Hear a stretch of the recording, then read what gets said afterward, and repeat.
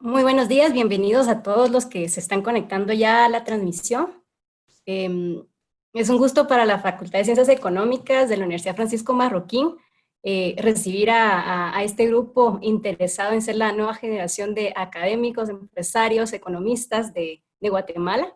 Mi nombre es Suzette España y soy graduada de Economía de la universidad también y de la Facultad de Ciencias Económicas, y hoy voy a tener el honor de poder moderar un panel de profesionales economistas impresionante realmente.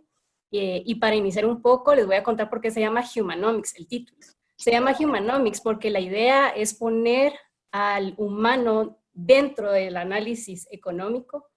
Muchas veces cuando pensamos en economía, a veces creemos que solo es números, lo cual definitivamente se ve, pero economía realmente es una rama multidisciplinaria que nos permite desarrollarnos en diferentes ámbitos, que es lo que ustedes van a poder ver hoy. A través de las panelistas pueden proyectar qué ramas profesionales podrán ustedes ir teniendo. Y para iniciar les voy a decir cómo será la dinámica de la sesión de hoy. Vamos a tener primero a las panelistas haciendo sus presentaciones, y mientras se van ellos presentando y ustedes van teniendo preguntas o comentarios, vamos a pedirles que por favor vayan escribiendo en el chat y nosotros vamos a ir recibiéndolas, y al final de los cuatro panelistas vamos a hacer un periodo de preguntas y respuestas. Para iniciar, ¿quién es nuestra primera panelista? Yo tengo el orgullo, de hecho, y el honor de poderles presentar a quien fue mi maestra, mi profesora cuando yo entré a la universidad, Mónica de Zelaya, quien es nuestra actual decana de la Facultad de Ciencias Económicas. Mónica es doctora en economía doctora en economía y, como les decía, decana de la Facultad de Ciencias Económicas. Tiene una hoja de vida realmente amplísima y muy interesante, que ustedes, más allá de lo que les diga, cuando ustedes la vean o la oigan hablar, se van a impresionar realmente con todo lo que ella puede aportar. Su doctorado de economía lo sacó en la Universidad Francisco Marroquín en el 2016. Luego también hizo el International Program in Finance and Managerial Economics en la Universidad de Boston en el 2003. Él también estudió en Babson College, en el Babson C for Educators de 2002. Además, entre sus experiencias académicas, además de ser la decana de la facultad del 2015, también fue directora del Departamento de Administración. En su parte profesional y empresarial también ha sido, es coautora, perdón, de varios libros. Entre ellos, uno de los libros bien interesantes es Los 7 hábitos de los estudiantes de universidad altamente efectivos. Además, es también Senior Consultant para Fucking Code International. Y podría decirles muchísimas cosas más, pero lo mejor va a ser que les deje a Mónica para que escuchen de ella todo lo que nos puede compartir. Mónica, el micrófono es suyo. Muy buenas tardes a todos, muchísimas gracias, la verdad es que para mí es un gusto y un honor. Gracias por tan linda presentación, Suzette. Sabe que le tengo muchísimo aprecio, cariño y admiración. Y la verdad es que el día de hoy me toca abrir este panel como primera presentadora, pero el grupo de personas que van a tener oportunidad de escuchar hoy son absolutamente extraordinarias, y poder ver justamente estas diferentes ramas de interés y cómo cada una de ellas ha brillado de una manera muy particular en diferentes campos y desde distintos ángulos de la economía. Entonces voy a compartir mi pantalla de mi presentación. Quería arrancar sin la presentación para que me vieran.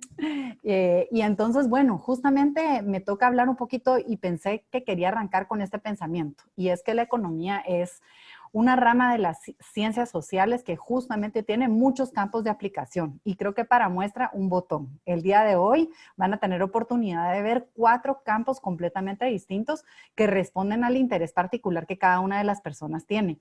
Así como Suzette comentaba, yo en lo personal siempre he tenido muchísimo interés por los temas empresariales, así que mi conexión con la economía es justamente esta visión más amplia sobre estos temas empresariales y poder comprender pues qué papel juegan diferentes actores dentro de la economía de un país, de una sociedad. Y en base a eso fue donde yo enfoqué el estudio que voy a compartir con ustedes el día de hoy. Básicamente es contar una síntesis de este estudio que se llama El impacto del emprendimiento en la sociedad. Y bueno, déjenme contarles que así es como nosotros lo vemos. Digo nosotros porque los campos de la economía pues dan para muchos lados y muchas personas observan la función empresarial como una función importante.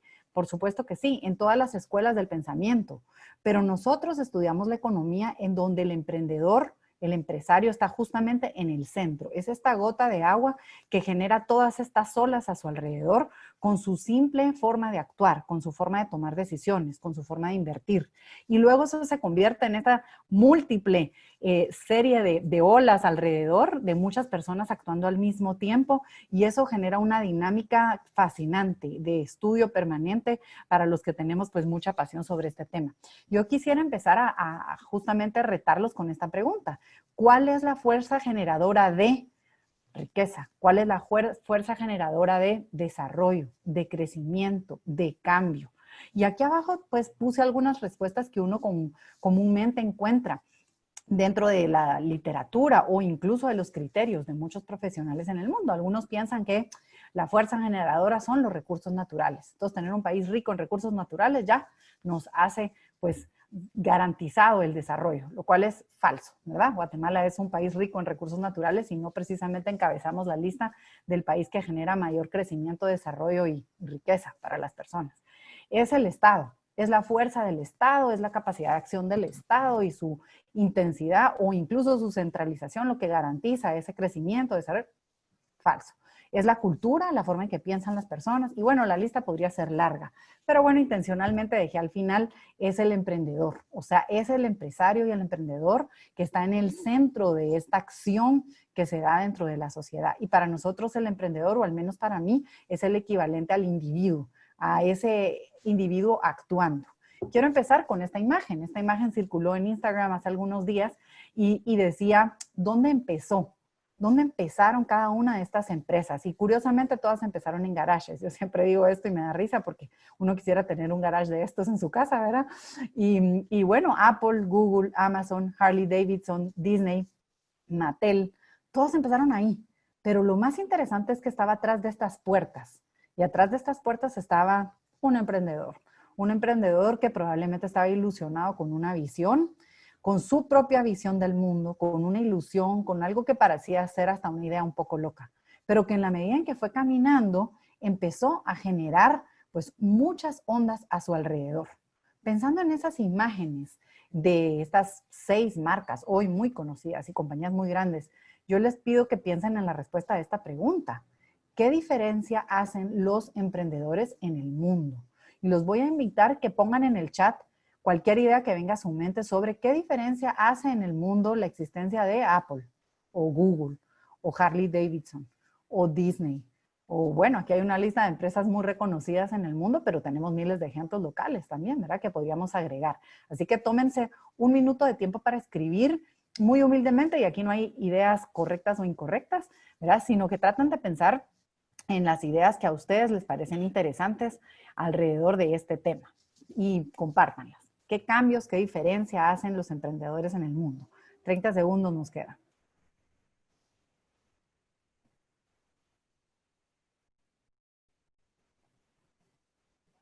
15. 10.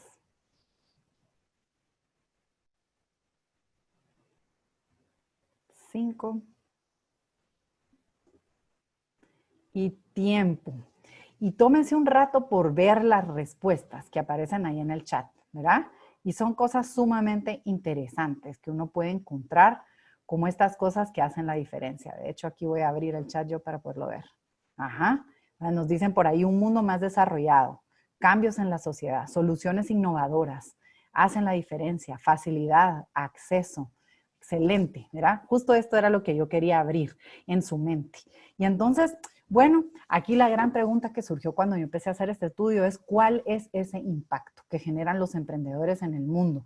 Y pensando en esto, pues uno busca y las 3 respuestas que más rápido va a encontrar son, son generadores de empleo o ayudan a pagar impuestos o nos permiten producir, ¿verdad? El GDP, el Producto Interno Bruto de un país. Bueno, sí, estas son respuestas bastante obvias y son verdaderas.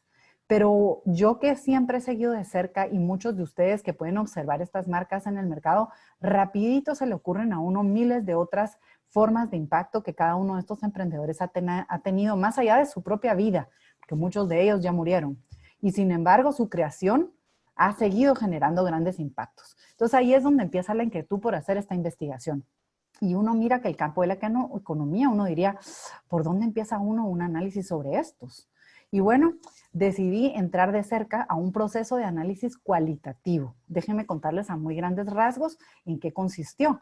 Y la idea fue identificar a emprendedores de diferentes partes del mundo, aproximarme a un diálogo directo con estos emprendedores y utilizar varias metodologías probadas y formales en el mundo para poder identificar personas alrededor de los emprendedores, que de manera espontánea pudieran expresar cuáles eran los impactos que ellos habían observado que estos emprendedores, por su simple acción, habían generado en la sociedad en donde viven.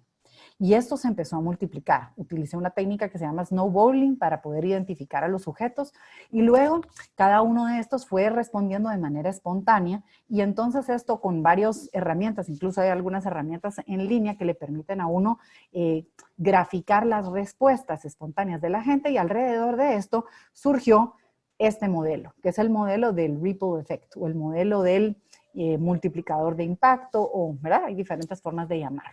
Y entonces, estas nacen de respuestas espontáneas. Esto es lo más interesante, porque esto no es un estudio que a mí se me ocurrió, yo lo escribí una noche, sino que es lo que la gente dijo y lo agrupamos en categorías. Entonces, aquí aparecen en gris claro las tres que todos sabemos: empleo, PIB, impuestos. Pero miren qué interesantes respuestas se repitieron continuamente y quiero decir que además estas se repetían no importando el tamaño o el tipo de emprendedor del que estuviéramos hablando. Así fueran emprendedores de alto impacto o emprendedores muy chiquitos que tuvieran emprendimientos que lo acompañaran en su vida familiar o en su estilo de vida.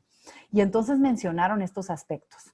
Le dan acceso a clientes a cosas que antes no tenían acceso. Piensen por un momento en una tienda de barrio. Piensen que la gente que vive en un pequeño pueblo a lo mejor tiene chance de tomar leche y cosas que son refrigeradas gracias a la tienda de barrio, que es la única refri que existe en el pueblo. Y entonces pueden comer crema, leche, helados, que jamás podrían probar si fuera porque ellos no pueden comprar una refrigeradora, por ejemplo. O los niveles de satisfacción que le pueden generar a un cliente. Luego tenemos ahí productividad con los clientes, ¿verdad? ¿Cuántas compañías me permiten que yo, por ejemplo, ahora han surgido tantas empresas de servicio a domicilio? Bueno, son cosas que yo tendría que hacer. Yo tendría que salir de mi casa e ir a hacer estas compras. Ahora me hacen ese proceso mucho más productivo, sin que yo, y seguro, en este caso que estamos viviendo, sin que yo tenga que salir. Y sorprendente ver qué cantidad de cosas hoy en día se pueden comprar en línea. Incluso solo en la última semana he sabido 3 nuevas plataformas que permiten hacer el supermercado en línea y no están ligadas a ningún supermercado. Y más de inversión. Una vez empieza a surgir emprendimiento en un lugar, empiezan a surgir empresas alrededor, sea competidores, porque le fue muy bien en el negocio y ahora pues yo también quiero hacer lo mismo, o productos complementarios que, como ahora ya hay un poco más de dinero girando alrededor, la gente tiene acceso y tiene necesidad de otras cosas. Y entonces esto me permite a mí darme cuenta que una vez se empieza a desarrollar un tema en la industria, se empiezan a desarrollar algunos otros, tanto para atraer inversión como nuevas compañías. Son agentes de conocimiento, los emprendedores aprenden algo nuevo y lo enseñan ilimitadamente, empezando por sus propios empleados, que si ellos no se lo enseñan, no van a poder ayudarle a construir los resultados que está buscando. Luego, generadores de riqueza, para ellos mismos, en su familia primero, que bueno, gracias a Dios, pero luego en la medida en que ellos tienen esto, pueden también comprar otras cosas y permitir que otros emprendimientos crezcan y entonces esa riqueza se multiplica alrededor. Contrario a lo que muchas personas piensan, que el emprendimiento lo que hace es dividir la riqueza, lo que hace es multiplicar la riqueza. El nivel de vida que tiene la gente, me sorprendió ver que todas las personas entrevistadas mencionaban que los emprendedores habían mejorado su nivel de vida. El acceso a la educación, qué tipo de educación tenían acceso. Para unos tal vez era llegar a la educación universitaria, para otros tal vez era ir a una escuela, o para otros era poderse educar en las mejores universidades internacionales o en la Universidad Francisco Marroquín, me parece. Entonces su nivel de vida cambiaba, o acceso a temas de salud, por ejemplo, que tal vez antes no tenían acceso. Y por último, y no menos importante, son fuente de inspiración. ¿Cuántas personas hoy en día se sienten conectadas por los pequeños ejemplos de lo que hoy uno es testigo con historias de todo tipo a su alrededor. Entonces, esto nos permitió construir un modelo. Uy, no sé por qué se me montó aquí la escala, pero no importa. Vemos exactamente lo que ya enseñé en forma de una telaraña y uno puede medir el tamaño del impacto del emprendedor de acuerdo a qué tanto impacta en cada uno de estos aspectos que yo mencioné antes, ¿sí? Y esto lleva toda una dinámica de mediciones detrás. Quiero mostrar algunos ejemplos para poder ilustrar el tipo de análisis que uno puede hacer. Y quiero que esto les sirva para que piensen qué interesante cómo uno empieza a ver el mundo de otra manera cuando tiene estos conocimientos sobre economía. Un ejemplo clásico que yo siempre uso, y algunos de ustedes ya lo han oído, es Gastón Acurio. Fue un chef peruano que literalmente le cambió la vida a muchas personas en el Perú. Yo podría decir que cambió completamente el país.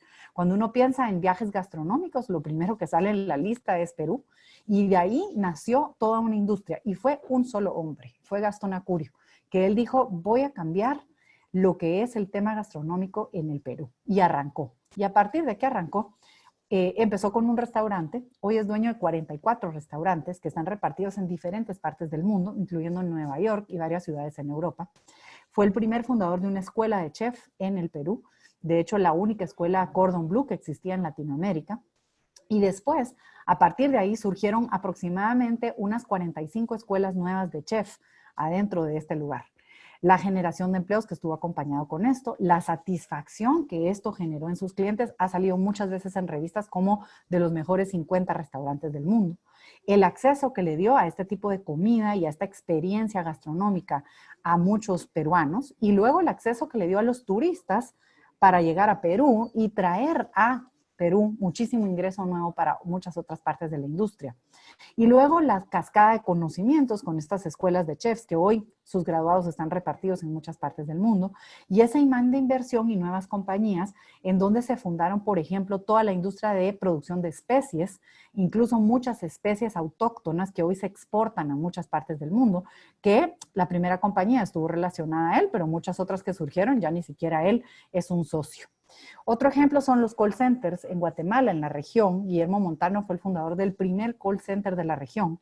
Y aquí muestro alguna medición, no voy a ir al detalle, pero fíjese que solamente su primer call center, que después fue comprado por Telus, que es la compañía más grande del mundo en esto, pasó de tener 30 empleados a 7,000 empleados. Y cada uno de estos empleados produce más o menos $30,000 de ingresos en el Producto Interno Bruto de un país. Hoy tenemos más de 29 call centers abiertos, más los call centers internos que muchas compañías tienen.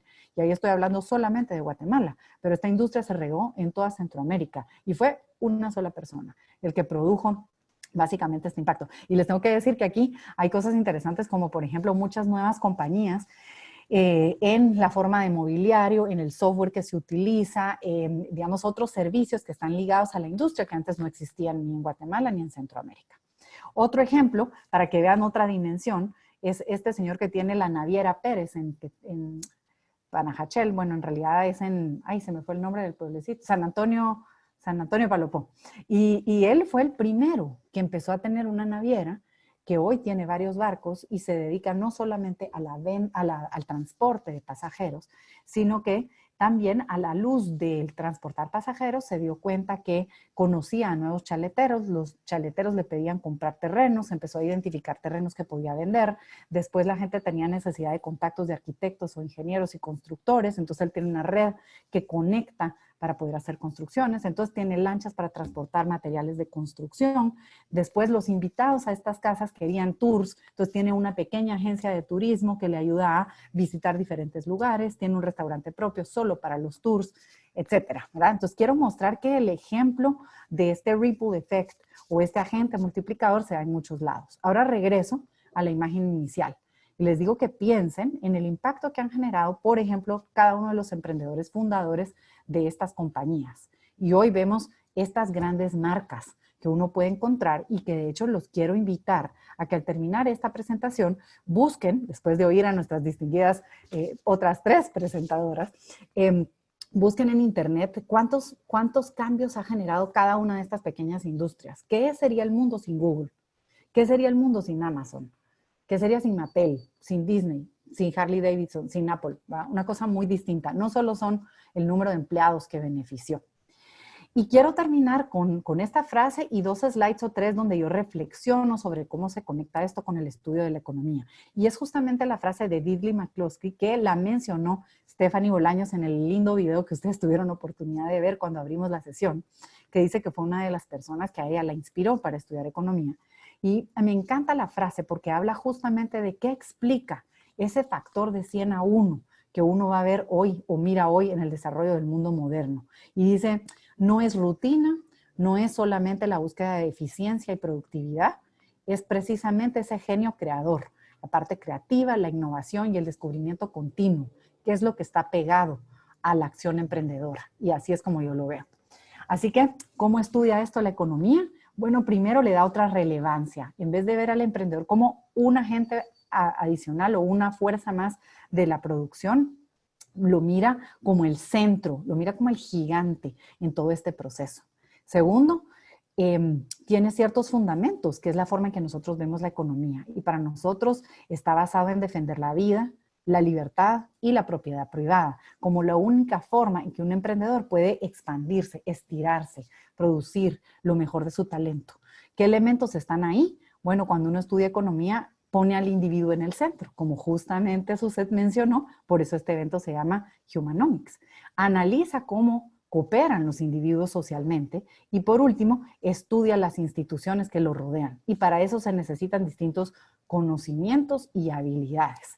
Y eso le da a cualquier persona que estudia economía la capacidad de ver el mundo con otro esquema mental y aprende desde el inicio conceptos como costo de oportunidad, consecuencias no intencionadas, no hay almuerzo gratis, los juegos que no suman cero, o sea, uno nunca hace negocios pensando que es un juego que suma cero, centralizar versus descentralizar y por último, tener la capacidad para ser libres para tomar nuestras propias decisiones. Así que con eso cierro, invitándolos entonces a darse cuenta que la economía es pues la fuente de estudio de muchos campos y van a ver y se van a pues disfrutar muchísimo las presentaciones de las personas que van justamente a continuación. Así que muchas gracias, Suzette, y le devuelvo el micrófono. Ahorita suelto la pantalla para que pueda presentar a alguien más. Y muchas gracias a todos ustedes. Gracias.